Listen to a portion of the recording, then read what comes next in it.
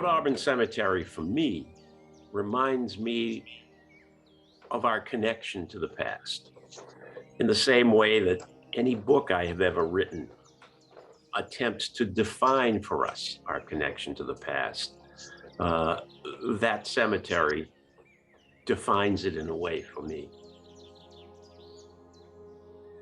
I was looking for new tools to rebuild my old self, and watching the owlet's growth brought me such happiness that I forgot my challenging situation for as long as I was watching them from the ground. Owls are my favorite bird, and this was the first time in recent history that there was a great horned owl family at Mount Auburn Cemetery. They inspired me and uplifted me, and I felt so happy watching them from the ground and occasionally photographing them. I was able to take this feeling of cheerfulness when I returned to my challenging situation, and they inspired me so much that I felt compelled to write about the experience.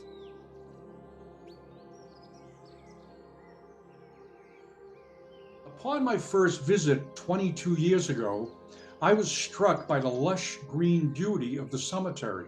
Without realizing it, my life was changing. My passion for this special place had begun. Because of Mount Auburn Cemetery, my avocations now are wildlife photography, birding, and authoring books.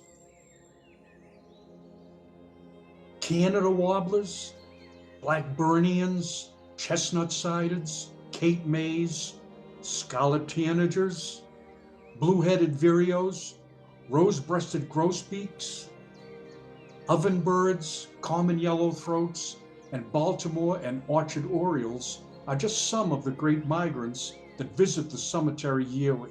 They capture the minds and hearts of the watchers. Really, spring migration is Mount Auburn's Mardi Gras. I always await the arrival of these magnificent birds with glee. They've become my favorite birds to document. These very small birds cast a very large presence. They are wondrous.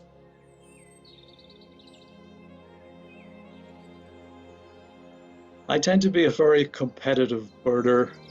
I'm always hastening on to the next rare bird. And the result is that I'm not really registering the features of the bird I'm looking at, because I'm thinking about what is over the next hill or dale. But I had the opportunity to spend time with what was for me a rare bird in Mount Auburn, the worm-eating warbler.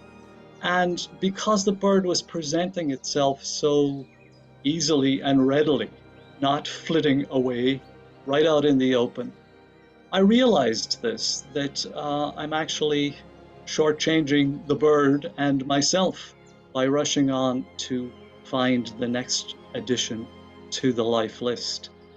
And so I feel fortunate that this particular bird taught me a lesson, caused me to see something about my approach to birding, and also to have a place like Mount Auburn, where in the midst of the city we have access to migrating birds, and we have a sort of environment that promotes this self-awareness and allows us to spend time with birds and appreciate what they have to tell us about themselves and about our own world and our own selves.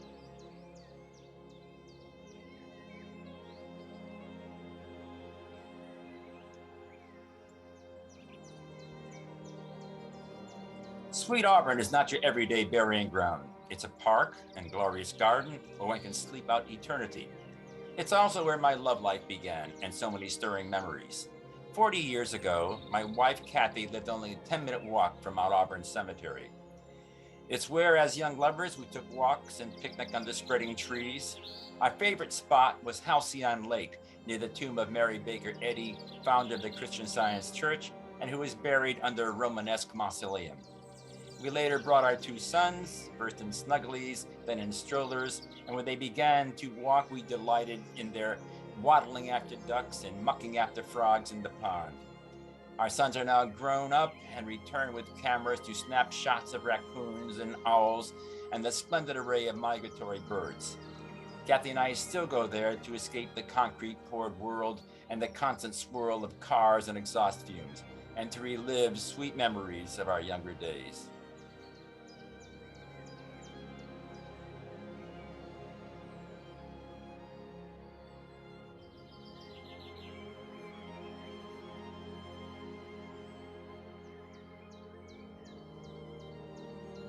I've always been interested in cemeteries, and I visit them from time to time. Even when I travel, I often visit the local cemetery. And of course, right here in Cambridge, Massachusetts, we have the first and one of the most beautiful garden cemeteries in the country.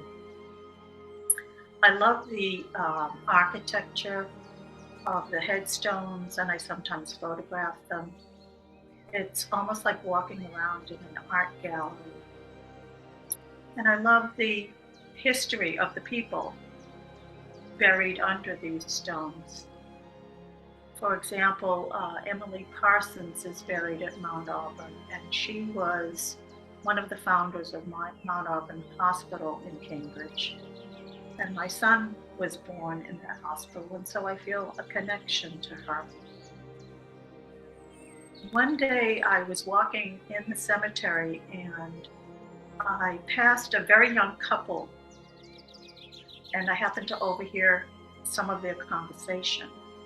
They were obviously looking at names on headstones, and they were actually talking about children that they might have in the future and thinking of names for them.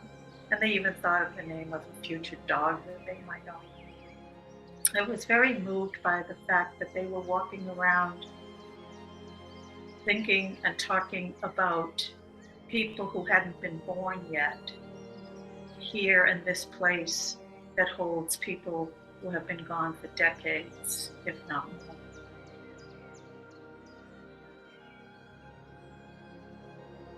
I first went to Mount Auburn regularly because I had been birding in a relatively thick local forest.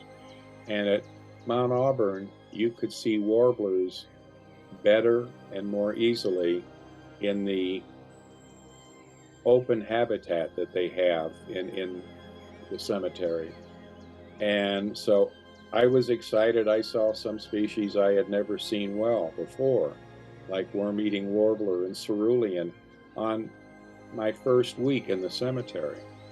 But while I was there, I gradually saw that I was seeing things above the trees as well as in the trees. And those included, at that time, very rare birds such as the peregrine falcon and the osprey. And I started to look more above at those birds than I did into the trees for the warblers that had originally drawn me there. And I realized there was something else that I really wanted to look at more carefully, and that changed my life. I developed a lifelong love of raptors, hawks of any kind.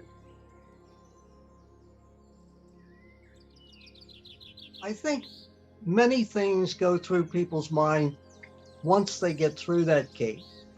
I would say at this point in my life, it's one of reflection, that I'm thinking more about, is there an afterlife? Is there not an afterlife? Am I doing good? Am I doing bad? Must I face my mortality? Only there do I really think about mortality, because again, it has everything there.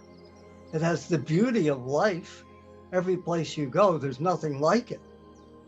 But it also reminds you when you look down, or in some cases, when it's so big, you look up. But whether you look up or you look down, you're looking at where you're going to be. One of the things in walking through it, I always wanted to go to the famous Washington Tower for many reasons, for history, for the biggest thing to me was when you look out from that magnificent perch at one time one of the highest places in this part of the country. And you look down and you see the city of Boston, and you see Cambridge, and you see the mighty Charles River, and you see the Harvard Stadium, one of the first built in this country in 1912. These are the labors. I've walked through this beautiful garden, and now I'm at the top. And now I'm really, in some ways, at the end of my journey, both physically and emotionally. And that's the way I see it when I get there. And the other thoughts in my mind are, what is more beautiful than this place? What is more adventuresome? What gets the mind going in all different directions? Life, death, infinity, people, pictures, flowers, animals. I'm here because these are the people from every walk of life. They're now gone, but the cemetery remains.